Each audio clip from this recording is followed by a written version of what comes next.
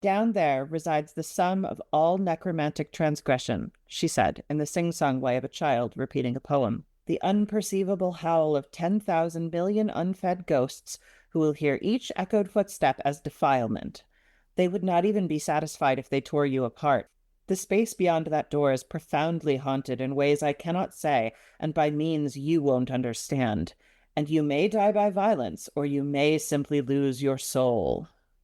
Gideon rolled her eyes so hard that she felt in danger of twisting the optic nerve. Knock it off. We're not in chapel now. But Harrow said, It's not one of mine, Griddle. I'm repeating exactly, to the word, what teacher said to me. Teacher said the facility was chock with ghosts and you might die? Correct. Surprise, my tenebrous overlord, said Gideon. Ghosts and you might die is my middle name.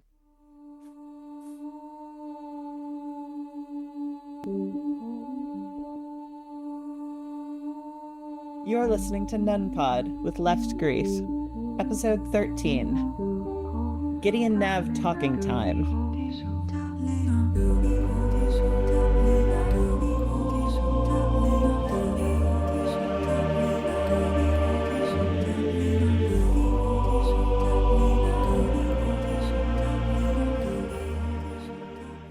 Oh, this chapter is so satisfying in terms of like pivoting into deeper relationship between our troubled babies.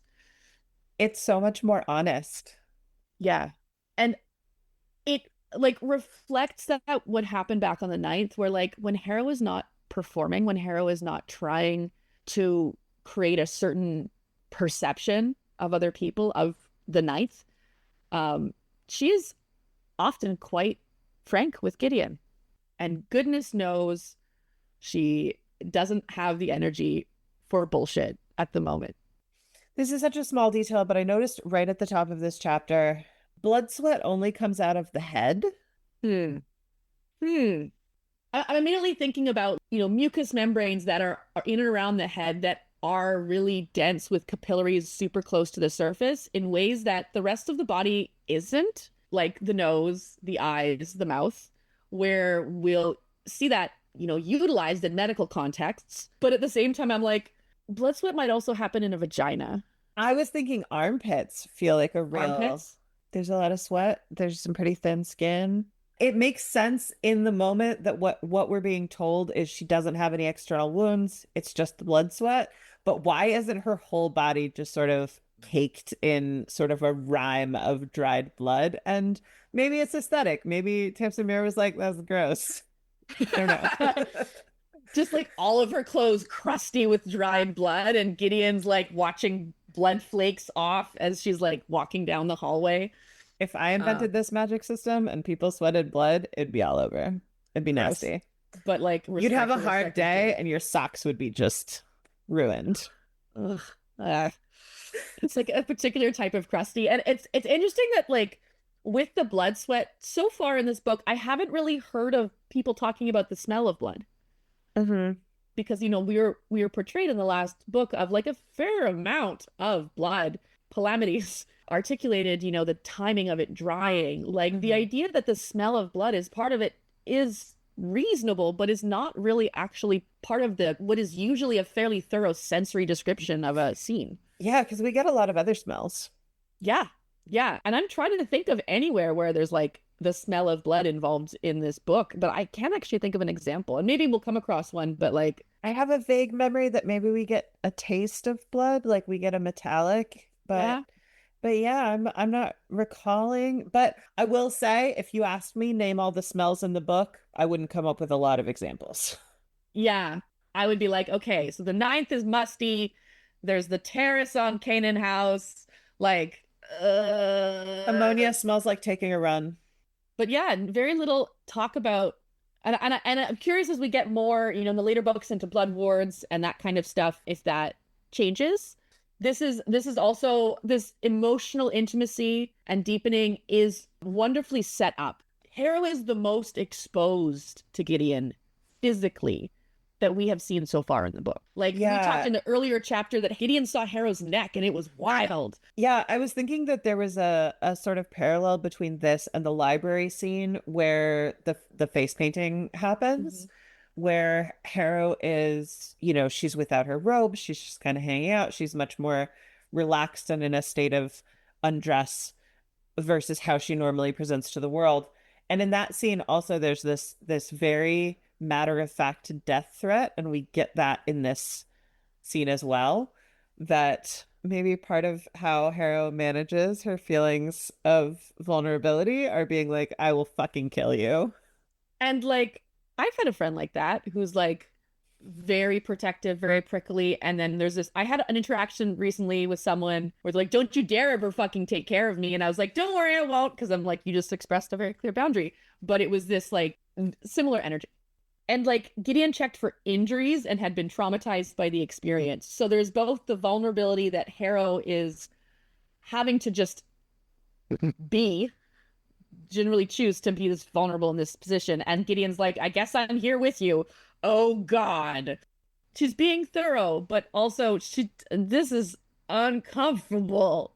I feel like that's such a teenager who's never had sex experience of... Yeah, I feel like when I was a teenager, literally one of the most horrifying things that I could and did imagine all the time was needing to treat someone for hypothermia. I thought about it a lot. It is really interesting what bodies do when they are aware of proximity, because it's like, it's not a casual thing in the vast majority of contexts. Like in my line of work, I am in close proximity with other human beings really regularly, but those are children. Like I literally, when I kiss someone for the first time, may throw up. Yeah. Like there's so much less touch as we get older, but also looking at the like culture of the ninth, like there's no tenderness, there's no intimacy. Of course, like they're all fucking touch starved, and like the idea of human contact is like this deeply activating thing. Yeah. Yeah, and they both have such a deep ambivalence toward each other, which is very reasonable. But yeah, that sense of like panic at having to be close to Harrow's body. And like I could imagine, you know, Gideon in that moment being like very practical, trying to, because when you're in a situation like that, you're like, I'm gonna do the task. You're not emotionally really present as you're kind of dealing with this emergency scenario, and then you step back and you're like, that felt fucked up, because you kind of come back into yourself after doing so. So, you know, that is the place that both of them are at as this conversation started, both of them being like, why are we touching? But both of them clearly recognizing the necessity of it, because what follows is we need to be able to work together. But yeah, I do love that Harrow's like, I'll fucking kill you, as her like, how dare you perceive me as vulnerable. So Gideon is bringing an entirely new energy to the situation. We have seen her like, fuck you, I'm out of here. But this is like, no, I'm in charge now. We're doing a new thing. I think part of this comes around seeing the relationship between Palamedes and Camilla. She sees what's possible if she actually like commits, engages, is present for Harrow. Like Gideon wants to win. Like this isn't a competition, but Gideon also wants to win, and she realizes that divided they have fallen. I don't even know if it's that as her motivation. The way that I read Gideon is that she just so badly wants to be useful. Yeah, and she, you know, we have this checking for injuries, but also the glass of water, which is like this very specific task that Palamedes like, he's like, here's the checklist. And in one of the blog posts, you joke about how like I perceive Gideon as a top, and how like everyone's like, what? Where, you know, if someone's like kind of bottom me, they're like, give me a job, I want to do a thing, tell me what to do. And now she has that. Well, so I heard a thing once, and it was the shopping cart theory of BDSM. Does the top or the bottom push the shopping cart? Interesting. That's not what I expected. I expected something more about who's selecting what's being put in the shopping cart, but no, yeah, They're both valid, yeah. but they are different. They're bringing a different energy. Interesting. And I think part of why is Gideon a top or a bottom comes up, and how I think, if I'm to get on a little soapbox here, top bottom phrenology discourse is fucking stupid. Um, is that's not how it works. No, it's much more nuanced than that.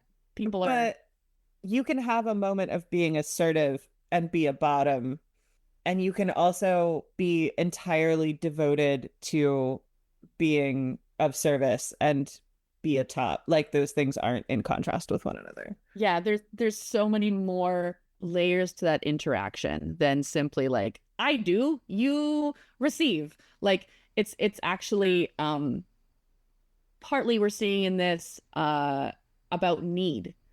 So like as Harrow's need has pivoted, Gideon's like, okay, I'm taking charge here because like clearly your judgment is deserving of criticism. But I think from earlier on, like Gideon is invested, but I think now you're right, Gideon has something to do. Gideon has a way to express her involvement. She has realized that kind of Harrow's facade of like having it all together is like 50% bullshit. And she can both leverage this to find purpose, but also to like contextualize herself in this situation. Because one of the things that she's been struggling with the last number of chapters is idleness, but also like what the fuck is going on. Mm-hmm. And both of these are addressed in this conversation of like, stop keeping me in the dark, and also stop being a fucking idiot, because you're not going to be able to continue this at this way. We joked about reading this in a power dynamic metaphor, but on a deeper level, Gideon and Harrow are outside the context that enforces their power relationship. And Gideon is freer to resist because Crux isn't there to throw her down a mine shaft. Yeah, like Gideon is Harrow's extension of physical power now, where before she used others to keep physical power over Gideon. And Gideon has seen her run out of power just now. And so, on the one hand, she's motivated to speak up and be like, hey, your leadership sucks and you're fucking us both over. But on the other hand, she has an opportunity here politically. Like, she Yeah. is seeing this vulnerability and she is exploiting the vulnerability in the sense of, she's like, listen, this doesn't serve either of our needs. You need to get your shit together. Yeah.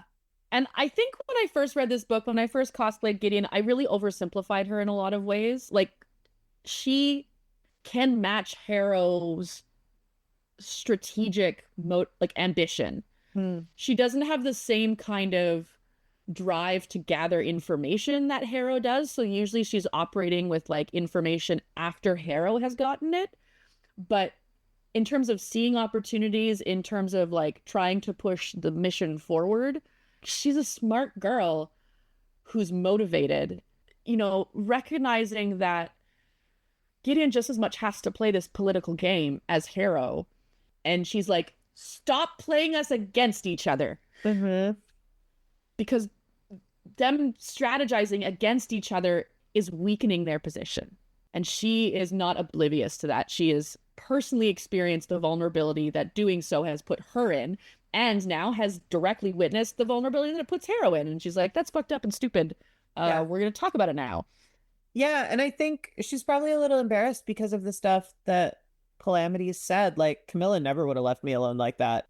I think both of them are embarrassed by that experience. Totally. Neither of them wanted to be perceived as having any sort of cracks in their stoic, scary ninth house acolyte, like, but they were treated with such compassion through that chapter. By the end of it, they were seen in this vulnerability, they were seen in this flawedness, they were given like good advice to try and continue their goals.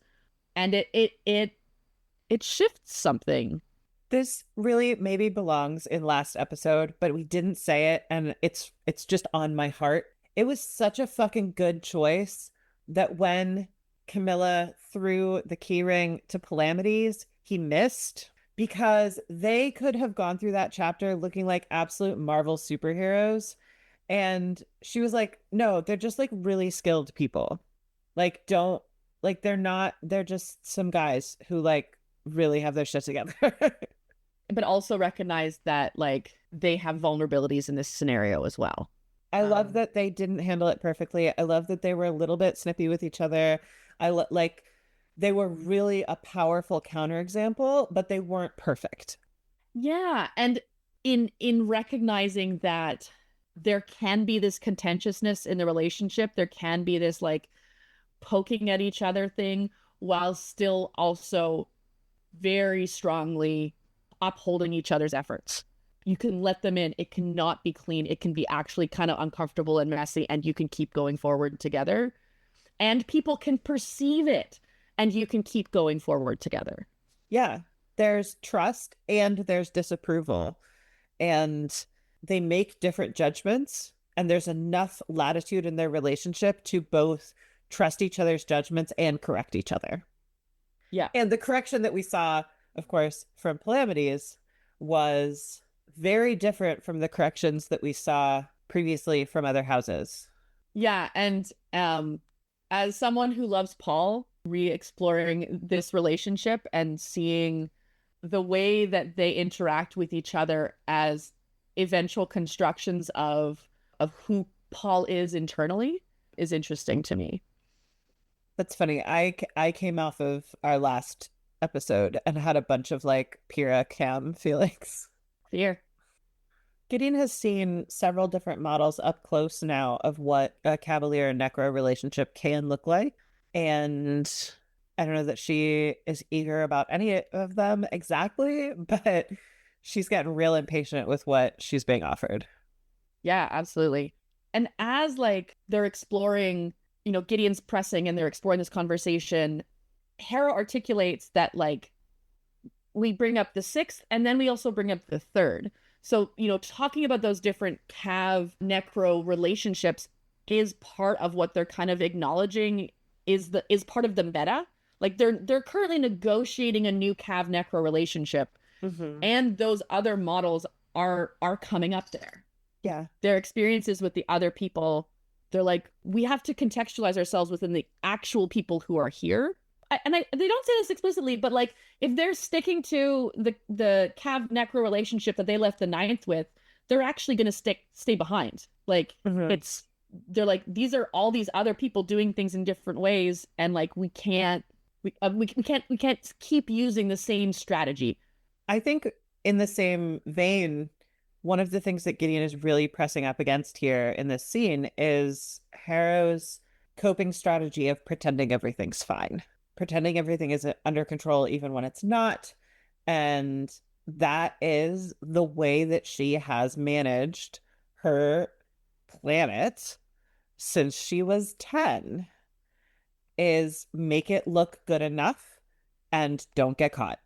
Yeah, and you know, that challenged and grew her necromantic ability. But now we're in a situation where the greatest of the greatest necromancers spent enormous amounts of time and focus and resources extending themselves to do the most transgressive levels of necromancy. Like, she does not yet have the skill to pretend that she's got this together. She's actually just not there. She can't. When, you know, she's on the ninth and she can kind of keep pilgrims away and she can kind of keep people from looking too close. She's got that, sure. But like, this is big game, sweetie. Like, you actually can't do this on your own. The necromancers who laid the foundations for where you are now were more advanced than you. Don't get me wrong, you are a prodigious war crime, but like, you can't do this by yourself. It wasn't designed for you to do it by yourself. It was literally designed to be done in partnership with a cavalier. We get the first little fight about Dulcinea. Harrow does not like, but she's dallying. And there's also this like, it's not quite jealousy, but it is catty. There's a cattiness to it, I think. She's also not wrong, though. Yeah, and so, you know, this is maybe one of our first hints that Dulcinea's behavior doesn't make sense. I think it's ambiguous later. You know, Harrow kind of claims that she was suspicious right off the bat, and it's not clear exactly what that comes to or whether it was just jealousy because Gideon was so interested. But yeah, we see this, you know, she says she picked an interesting place to die. And that does signal this suspicion, you know, that's not just jealousy, but I think it's also not jealousy. Yeah, it is a kind of, it's a criticism where she's like, is she really in this? Like, is she really like on board with this? Like, why is she here? But also, and this is so masterful of Tamsin Muir to do this to us, she sets us up so perfectly to be like, ugh, Harrow, you don't know. She would pick an interesting place to die. She told us a story about wanting to pick an interesting place to die. You're just being a bitch. But like, she's not wrong though. She's not wrong because like this is an extraordinary event, and to send someone who may not be able to follow through because she's so fragile, like, is not strategic of her house. Like it's like similarly to how, you know, Hera was like, Ortis is not an option. Like as the necro, she's like looking at this as how do we get the best chance of success? She can look at Dulcinea and be like, this was the wrong person to, like, this is why Only the heirs were invited. They were invited by name. Mm-hmm. And maybe the seventh doesn't need anything out of this. Maybe it's all the same to the seventh if Dulcinea dies here or at home. Because if she's dying anyway, like, what do they care? Yeah, and like in reality, in the context, like the seventh did decide to send Dulcinea. Like, yeah, sure, she didn't make it, but they did make that decision, which like either they're not as concerned about a succession crisis, or somehow they're like totally on board with like, yeah, she's gonna pick a beautiful, like poetic place to die, just like she'd want to.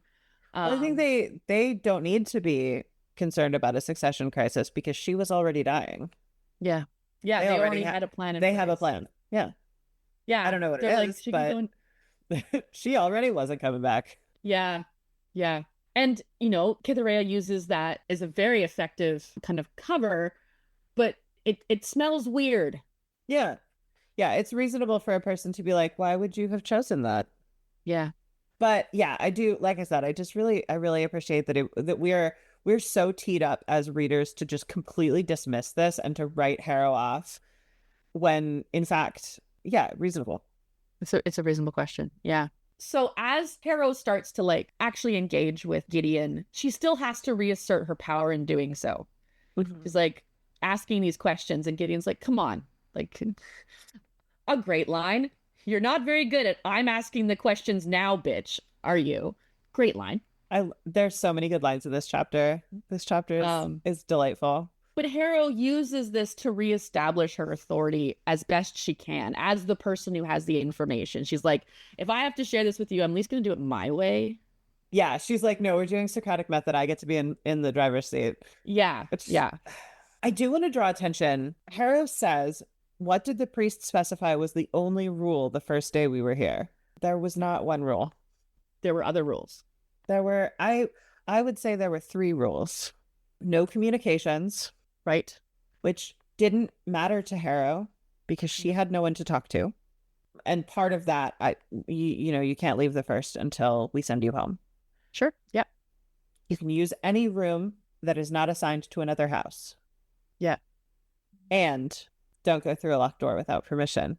And Harrow has narrowed that into one rule, which I just think is really interesting. Mm-hmm. Yeah. She doesn't perceive the other ones as relevant, but she does use other rooms. She is off in the library. She is making use of that rule. It's not that both of them were irrelevant to her because she's just a hermit. Yeah. I mean, the first one, obviously, she's like, there's no one to talk to. She's not even registering that as a rule. She's like, this is irrelevant. I don't even care. The second one, that's where we start seeing that like conscious editing. Mm-hmm. This to me fits Harrow's personality in the sense of like she'll assess a situation and then she'll give it her view. Like she's like, this is what this looks like according to my priorities. Yeah, she takes in all the evidence and then she discards anything that isn't relevant to Yes. her. Yes. Which I think is a bit short-sighted Mm-hmm. because it is an interesting question as why no communications with the outside? Because it gives you implications about the larger environment that this is all happening within. That I think if Harrow had a greater understanding of, she might be approaching this differently. Like if Harrow knew what was going to happen later on down the road and understood that this isolation was about control in a way that is far more intentional than simply some sort of ritualistic isolation, but implicative of a larger political strategy, she'd want to be involved in the responding to an actual political strategy. But coming from the anchorite's house, she's like, yeah, checks out. That's how people act. Yeah. So she's actually missing some details here because of what she thinks is relevant and what is not relevant. And if we apply that to the second rule of like not using rooms that are assigned to someone else, that's also a little bit interesting, but I don't know exactly how. Like it's the idea that there is also some kind of clue hidden in that seems, because nothing teacher says is like singular. It's nothing is like, there's always layers to everything teacher has been saying. And that, only use the rooms assigned to you, like they're controlling their communication, they're controlling their movement. I kind of wonder what motivated the framing of that rule, why they thought it was necessary to communicate that specifically, because obviously the third and the ninth are imagining that this is a competition. And so in that frame, it makes sense to be told, like, you may not spawn camp the other children. But yeah. That's not how teacher is imagining it. And so it seems like the thing he's doing is use whatever you want other than bothering each other, obviously. But is it, I don't know. Yeah, and looking at how crafted teacher is and how much what he says is part of commenting on a larger awareness than our narrators have, that this is an exception, then this is just a basic rule of like, don't spawn camp the other children. It would be an exception. I don't know what lies underneath that. Locked doors without permission. So we have this hatch that it was locked, and Harrow has spoken to teacher about it. Was that her soliciting permission? Like locked doors and permission. Permission is really not very clear here. Yeah, it seems like based on, these various secondhand conversations. Yeah. She went and asked permission to enter them, and he provided access to the hatch on condition that she could provide a safe place for the key. Wink, wink, wink, wink, wink. You have to put it on the key ring, which, why? Who cares? But whatever. But that he couldn't provide permission to the lab. So it seems like that's the process of getting the hatch key. And I think we get information about the fourth getting a key, but Abigail has it or something like that, where similarly, everybody gets the first key just by asking for permission. And that is kind of the like step into the puzzle. Yeah. And once Harrow starts disclosing, once she starts opening up to Gideon, we have another indication of Gideon's intelligence, but also like Harrow's awareness of Gideon's intelligence. Like Harrow has partially been keeping Gideon in the dark because maybe she understood just how much Gideon might think and process and get involved. They don't have a historically collaborative relationship. But as soon as she's like, this is like, hello, autistic person, tell me about your special interests. And she's like, whoa, big book on the table. Like, she immediately starts going into really high detail. Speaking of books and special interests. What? Human leather doesn't work like that. Say more? So in in the text, it says the awful orange tone of tanned human leather. And what I have written in the margin is, you wish. Because the thing about, there are books made of tanned human leather. We don't know how many there are because they are fully indistinguishable from other kinds of leather. We test them molecularly to find out that they are definitely human, unless they are known to be human because we know their provenance. The only way to know that a book is leather is by testing its DNA, basically. Any leather book could be a human leather book. You just don't know, but probably it isn't. There's not very many of them. Okay, I'm going to take this somewhere a little touchy. Okay.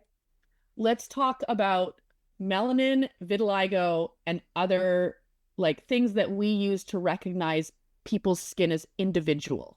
Mm-hmm.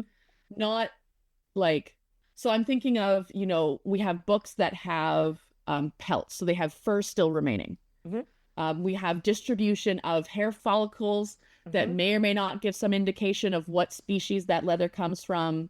In the history of slavery, some incredible things were done from the bodies of Black people. Yes. Like, you know, pillows stuffed with hair, literal cannibalism. And so unfortunately what came to mind is like, you are correct. Someone with very melanated skin is going to have a visually distinct, I'm going to say this even though the sentence feels really gross to say, a book made from a slave's skin is going to be very deeply melanated. Well, not necessarily. Okay. Because people have lots of different skin tones. Yep. The relationship between human leather and slavery exists. Yeah. My understanding is that the largest proportion of human bound books specifically is a criminal justice system pathway where I don't understand. Court records regarding somebody who was to be executed would then be bound with the person. So to make sure I understand you, the examples of this that we have confirmed have been through finding books that are associated with an individual, molecularly testing that to confirm that it is a person, and then contextualizing it to see that there was a tradition of combining someone's skin with their judicial records. No. There are cases where the provenance of the book was already known. Right. Because it was immediately after the execution bound with their skin. The molecular ones are the surprises. The molecular ones are the surprises. Okay. Yeah. This isn't common. Very few known examples of this exist. Mm-hmm. It's enough that it for sure was a practice. Right. To clarify with what I talked about earlier in terms of usage of body parts as a relationship to slavery, is there any relationship there, or is this part of a different kind of historical context? I believe that there is a relationship there. I will check and make sure that the stuff that goes in the notes speaks on that. Fucking. All right, back to the book. I want to talk about something entirely different that I quite enjoyed about this chapter, which is Harrow's accessibility modifications using necromancy. Yeah. When she like uses bone chips to like, bed goes up. The amount of accessibility through necromancy that these books portray is so fascinating to me. Is this approach a ninth house cultural thing? Later on with what happens for Ianthe's arm, like again, this is coming from the ninth house. Is accommodations via necromancy a ninth house thing? Or is this like, I had someone recently message me about Nibirius and Nibirius's height and the necromancy of the third. And like the third would not be above cosmetic necromancy, or what would the word be? Athletically competitive necromancy. Basically like, did we stretch out Nibirius to make him better at swords? And at what point do you say, okay, that's enough? Does this have to do with the body's capacity to receive this kind of modification? Does this have to do like what are the guidelines that like accommodations for necromancy. Okay, great. Bone chips, bed goes up. Now this tired body can be more engaged in this conversation. But if we're talking about Nibiria's turn, we're talking about a house that perception matters a lot. And we know at this point they are using that necromancy. Ianthe is using necromancy to really uphold quite a facade. And like I can only assume that all three of them are kind of in on it. So like Ianthe and Coronabeth's feelings about Nibirius's body, he is a tool to them. He is honestly, I think, barely a person to them. You know, his comfort is not actually the priority in evaluating how far they might take that. Yeah, I think that's really interesting, and that is especially interesting in conversation with the eugenic programs on the 8th and the 6th, because it's different kinds of eugenics. Yeah. People feel different ways about different kinds of eugenics, and at least in recent decades in the US, enhancement is one of the most offensive ones. Now, I want to take a second here to quickly just like talk about eugenics, because I had a conversation recently with someone and someone's like, what's Is that? it my birthday? I literally yesterday I was walking through a part of my city where a lot of unhoused people are, and someone that I was walking with made a comment of like it makes them feel better about themselves. And I was like, let's talk about eugenics, because I'm going to challenge you on that one. We live in a system that has determined that some people are worthy of living and some people are not, because this person was talking in that moment about things that had happened that had put them in very vulnerable scenarios. And they weren't sure, but they had trust in this social system to take care of them. I live in a country that has a social network of some degree, but it is also informed by a system that determines that some lives are worthy and some are not. And so if you're not familiar with eugenics, it is, correct me if this is misrepresenting it, but as a layman, it is a moral ideology that says some lives are worth and some lives are not, and the ones that are not should die. And we are going to bake these morals into our policies at the government level, at the medical level, at the religious level, that some people are worthy and some people are not. I think that's a serviceable definition. I'm currently doing my dissertation on the difficulty that people have around defining eugenics. So you just attempted something that's literally impossible. No one else has got it right either. It's totally fine.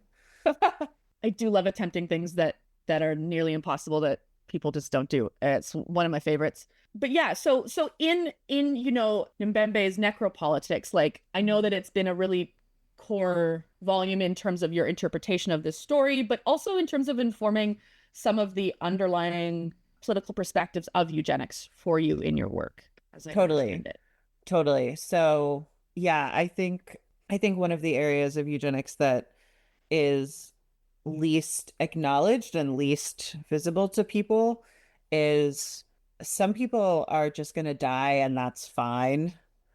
And I think that since 2020, that has started to get public attention, probably really for the first time, with the exception of debates about eugenic negligent infanticide, which has come up before. But the idea that like there are large numbers of adults who should just be like let die has really only started to become controversial recently in at least my cultural context. And yeah, for me, Mbembe is a big sort of light in that direction of being able to pay attention to that, and also to see it not as passive, because some people really want to frame letting someone die as a passive thing, as not doing something, when often there is an active process of deciding to build that choice in and deciding to make that choice. And technically inaction is part of it, but it's not like I didn't go to the park today. I didn't decide not to go to the park today. I just didn't go to a park, and I could have, but like I didn't. But like I didn't let my cat out. You know, it's different. I made choices to not let my cat out. I did that on purpose. I just happened to not go to the park. And eugenic letting die is active. So I live in a city that has real struggle with housing, as many people do at this point. I have more space than I personally need. And I think the fact that it's normal for people to have housing that is not like being used while people are like, this is a thing that I on the daily grapple with, where it's like, I have a home and there are 2 beds in my home and 1 person lives here, and that is fucked up. And there are multiple people in my building who could claim that, multiple people in my neighborhood could claim that. It's not a big number, but like, I've looked at the math for my city. We could have everyone housed. Why the fuck is anyone sleeping on the street? Yeah. And so like, I see my own inaction as an extension of this normalization of being like, oh, I recognize it, but what can I do? Like, feels bad. And it should, in my opinion. It should not feel okay at all, because the outcomes are the intentional outcomes of pro-eugenics policies. Like, this stuff isn't by accident. And I think that's the thing that people haven't really realized, is that none of this is by accident. A lot of my time is spent on widening the scope of what people recognize as being linked to eugenics, because it sounds completely unbelievable if you grew up in the 90s or the 80s or the 2000s, like around then, and that sort of moment of literature was sort of moving from eugenics as something that specifically Nazis did to actually, at least like largely in the United States, we moved from thinking about eugenics in terms of Nazis specifically to thinking about United States eugenics. And the US had the earliest and in many ways the biggest, the most expansive eugenics program. Eugenics was built into the American government at the federal, state, municipal, and organizational levels, all the way from individual clergy who refused to marry couples who didn't have a eugenic health certificate, all the way up to the Secretary of the Department of Agriculture was a eugenicist for many years. And if you understand eugenics in terms of Nazis and forced sterilization, that doesn't even make sense. What's agriculture got to do with it? Yeah, I use the example of redlining to try and illustrate how like racism isn't like, it's not defined by like slavery anymore. It is defined and practiced and applied in policy. In strategic policy that have long-reaching impact. And that is an extension of eugenics. Some people deserve to have safe housing and some people don't. Alexandra Minna Stern wrote a book about eugenics in California recently. And part of what it does is look at the eugenic roots of the Save the Redwoods project. Save the Redwoods is explicitly racist because it's a superior race of tree that's being choked out by inferiors that shouldn't be there. It's a metaphor for white people. And like, we should save the redwoods. Like, redwoods are great. This is bringing up for me a lot of parallels to the like, let's plant trees in Israel. You know, cedars across Israel. Like, actually, we're erasing the pre-existing ecology that was developed in partnership with Palestinians who have lived there forever. Left grief. We've gotten so far off of this chapter. Let's get back into the text. Let's get back into the text. I was like, accessibility through necromancy. Then we're like, but what if eugenics? But I think the thing to like underline here is recognizing that what is acceptable and appropriate applications of necromancy are culturally contextualized to each house. And so we can look at their motivation, aversion, choices around how they apply their necromancy as like part of how they've been raised to normalize this. And it is not the same between each of these communities. What if we talked about architecture? We get into architecture and then like Muir is like, okay, dad joke, let's go. Oh, with the multiple levels and the rigor mortis. And so it's this interesting thing where now they, in their conversation, there's levity. There's now play. Yeah. You were mentioning in a previous episode that there's this shift in when somebody's going through a really heavy conversation and they like start making jokes, they're sort of coming out of that depth. Yeah. And yeah, it seems like that's really happening here. That they're still mad at each other and they're still really like in the fight, but they are also playing a little bit. You know, Gideon is realizing that Harrow is giving. Harrow wants Gideon to be paying attention and not like making jokes because she's like on. But Gideon's like, man, I'm funny. And I think the joke is funny. I was looking through old TikToks recently, and there's a TikTok between Han and I where it's just me reacting to something Han is saying, and I'm like, I hate what you're about. Like, I love you, but I hate what you're about to say. And and I wasn't sure what was going to happen because I haven't seen this in years. And it was immediately followed by you being like, puns are just training. What? Oh, fuck. How is it? Oh yeah. Yeah. Oh, puns are Training for being mad. puns are training for being mad. And I was so mad that you said that. I was like, I love puns. Shut up. No, Which almost like kind of validates your point. Yeah. Yeah. Like everybody's mad. Either you don't appreciate the pun and I'm mad about it, or you do appreciate the pun and like everyone else is mad. Yeah. Great dad jokes there, Gideon. I'm in your corner. Yeah, my marginalia is just a series of little hearts. Yeah, and so they start getting into it. They look at this diagram. Harrow is explaining her methods here in as much detail as she thinks is relevant, which is a fair amount of detail because she really wants Gideon to actually like get it. There's so much strategic thinking as just like, you're like, okay, what's the information? What are the resources? How can I like, it's an approach. It's a habit. She knows that Sextus is trying to figure out the dating, but she thinks that that's stupid. Another example of Harrow being like, this information is not relevant. I don't care. It's dumb. While like Calamities is like, something is fucking weird here. Yeah. In a way that, again, with the first and second rules, Harrow's like, that's stupid, not relevant. And we're looking at it, we're like, no, this is saying something about the larger situation that Harrow has missed. She wants to focus on the function, and she appreciates that Gideon's question about that is who used this space, because that tells you a lot about how it was used and why it existed and what. So these are labs. They were doing tests in this to try and develop necromantic theorems to achieve lictorhood. The swapping from test to challenge is interesting because we go from lab, which is like experimentation, development of ideas, development of technology.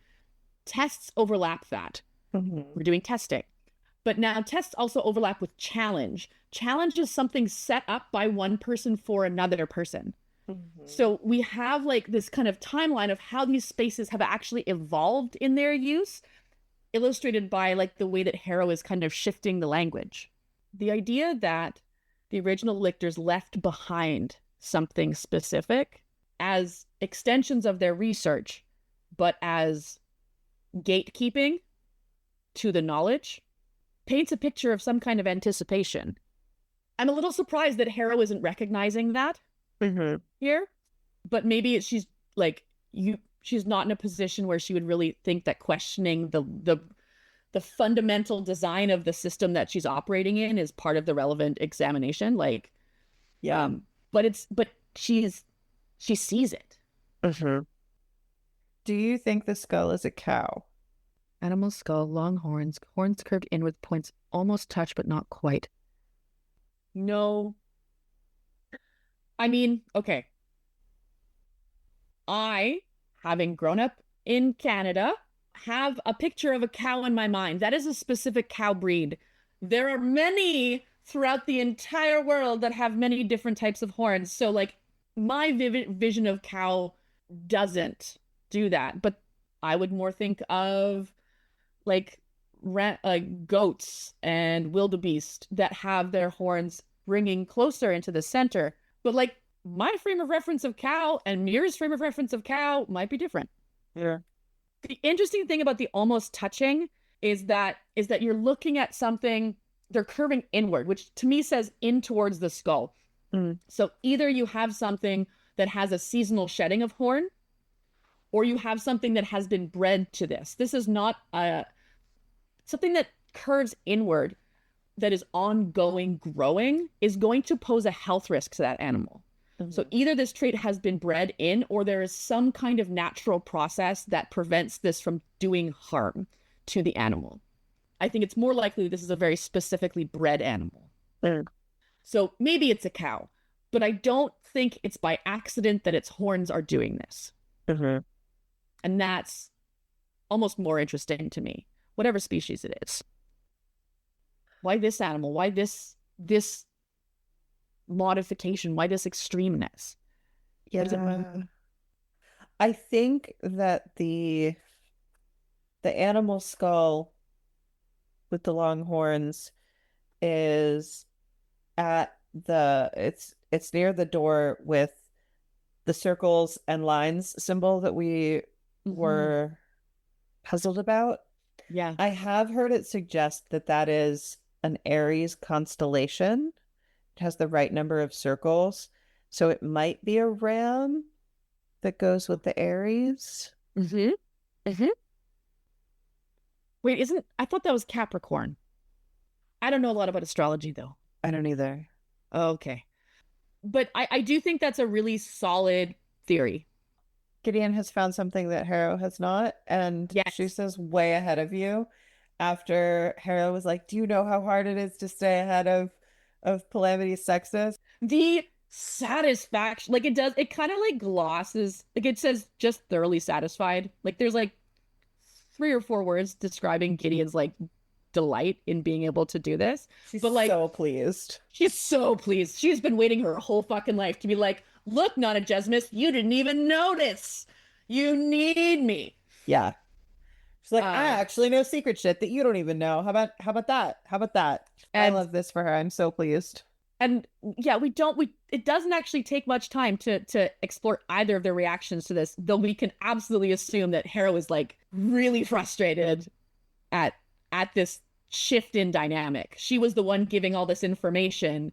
She was the one kind of leading the conversation. And now Gideon's like, well, actually. Oh, let me just correct your notes really quick. But Harrow is very, very motivated by information. Totally. She's willing to gloss that over because this is getting them closer to where they want to be. So like her pride is not actually her most important priority, getting the thing done. She's very goal driven. And again, Gideon is really tactically smart because she slaps down this information, she rubs it in, and then she immediately pivots towards like, hey, you need to start taking me seriously. Yeah. She changes the power dynamic and then uses it to continue her like reinforcing that this is a different environment. We're not on the 9th. And Harrow's like, fucking kill me then. Yeah, I thought it was so interesting that this is a perpendicular threat to the one that she usually makes. Usually, like, I'll kill you. I'll just kill you. And she's like, oh, what are you gonna do? Kill me? Like, have you thought that maybe there's another way to interact with another human being other than murder? And like Gideon continues pressing. Gideon Nav talking time. So satisfying. This is such a satisfying scene, having come through this 150 pages, watching Gideon emotionally and physically get her ass kicked. It's so good to see her just be like, no, shut up. Yeah, we're like, good. I am your creature, gloom mistress. I serve you with fidelity as big as the mountain, penumbral lady. I am your sworn sword, night boss. I love the performance. And like at this point, like death threats are just like doesn't even have it in her. No, she threatens to enjoy it. Wait, Harrow threatens to enjoy it or Gideon does? Where am I looking? A couple more lines down. And you'd better stop it with all this Twilight Princess garbage, said Harrow, because I may start to enjoy it, which is an extremely Iante move. She takes Gideon's bid, but she's like, you better stop flirting with me. Which to me speaks of how she can pivot in a situation. She's like, okay, threatening to kill you no longer works. I'm going to threaten to enjoy your attention, which will make you feel weird and gross. So go fuck yourself. Maybe it's just honest. I mean, we have been talking about how Harrow is generally very frank and transparent with Gideon when she's not performing for other people. And we know from the inside that all Gideon wants, in fact, is Harrow's genuine approval and attention. And that's also a thing that Harrow's not getting from Gideon. It's also interesting because, like, has there been anywhere else in this book so far where Harrow has enjoyed anything besides tormenting Gideon, obviously? No, I mean, and she even really made a show of not enjoying tormenting Gideon. No. And so if we're going with this is a, earnest conversation between them, this is a whole new part of Harrow we've never heard of. Maybe she likes Gideon shouting at her a little bit. This lends to my Gideon is a top theory. I will say I'm not sold on Gideon as a top, but I am sold on Harrow as a bottom. Fair enough. Fair enough. I personally think they're both bottoms, and that's part of their problem. And then we get to this recitation from her conversation with teacher. So down there resides the sum of all necromantic transgression. I'm like, is it the planet Earth's ghost down there? Because that's like 10,000 million unfed ghosts. Because to me, this sounds like a resurrection beast. And this is obviously, teacher's understanding of what's down there. So this is going to seem silly, but the thing that I got totally hung up on in this paragraph was teacher doesn't have a word for billion, which makes sense because billion doesn't really come into broad use in English until about the 1950s, when people become aware for the first time that the global population is over 2 billion. Until there is either a billion people or $1 billion or $1 billion of something, people don't need that word. And that gives us a very strong cap on the universe population. I feel like I learned the number Googleplex before I learned the number billion. That was a really fun one to say. It is so fun. Check out the etymology of the word Google, y'all. Googleplex is 1 followed by a Google number of zeros. But yeah, so do you think that sets teachers' knowledge within that time context? Do you think this dates teachers' development? I think that the word billion just isn't in use. And I think that there aren't a billion people.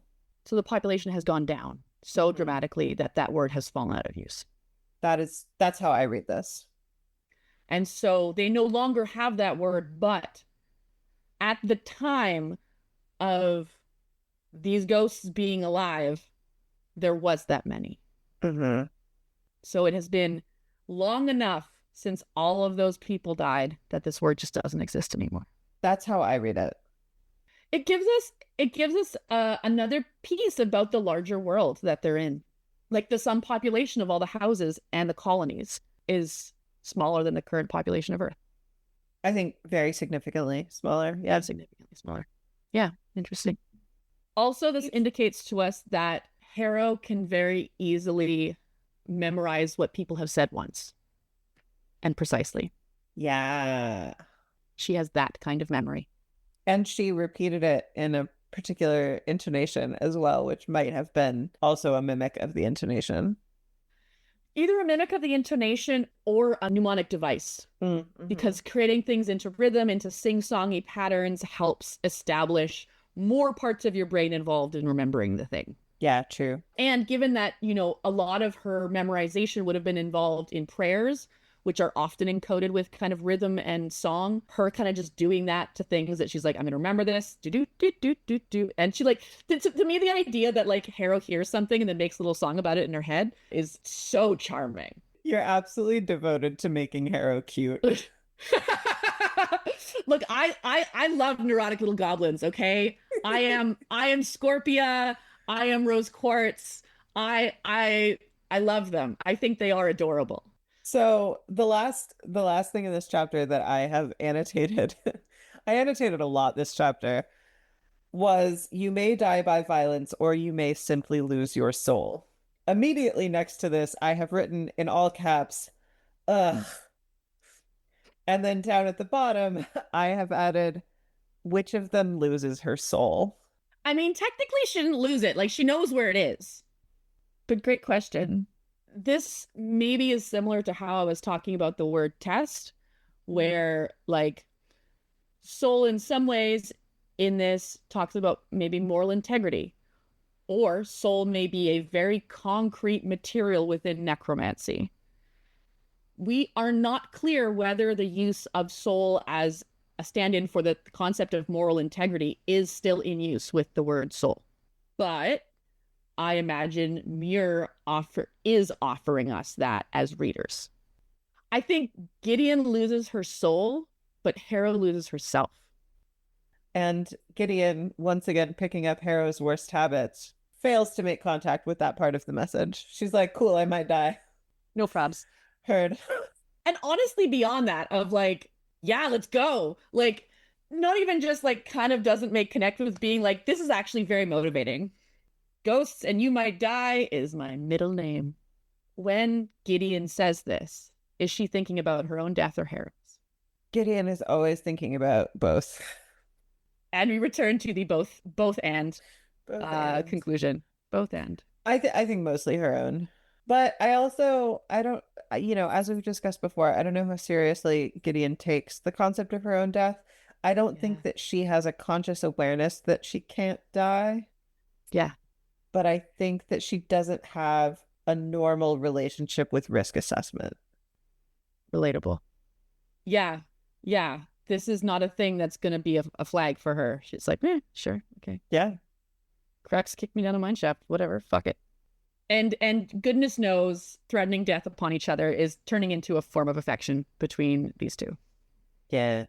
And having been threatened with Harrow having a good time, Gideon does go ahead and keep using the nicknames. I don't think I ever saw the word tenebrous or tenebrous. Where's the emphasis? I've always seen it written, I think tenebrous, but I'm not confident. Okay. It's a good word. I'm gonna do a little etymology searching on this one because I want to know a bit more about because there will be rules that determine where that stress point is, and I want to know them. I really like Edom Online, but I also do Wiktionary a lot. I'm more of a girly who looks at like root components, and I'm like, okay, what language does this come from? What language does this come from? Like, I was raised with binomial like Latin and Greek naming as part of how I learned to identify things in the world because my parents are fucking nerds. My mom's a biologist, and so like I learned like there's a plant called horsetail commonly, but I learned it as Equisetum canadensis. And so for me, learning about the rules that these little pieces each follow, like you can look at the discourse about how to pluralize octopus and play with these games. Octipodes. Yeah, Octipodes, obviously. Octipodes. Gideon's a big dweeb because like playing with language is such a nerdy game in a way of showing affection. So we haven't actually mentioned this on the show because I forgot that how podcasts work. But in the show notes of each episode, we have recommended readings that connect to what we've been discussing. And sometimes it's specific things that we've referenced, and sometimes it's just additional things that, like, if you got curious about a particular thing that we got dug into, there's more stuff to follow that thread. And sometimes there's more stuff and sometimes there's less stuff, but there's usually, around 5 or 6 things that you can go chase a fun little rabbit hole with. So yeah, if you haven't been checking out the show notes, check out the show notes and check out our cover art for each week. And also check out the really awesome blog posts that Han has made so far. There's like 2. It's not even big. They're both rad as hell. And like worth checking out.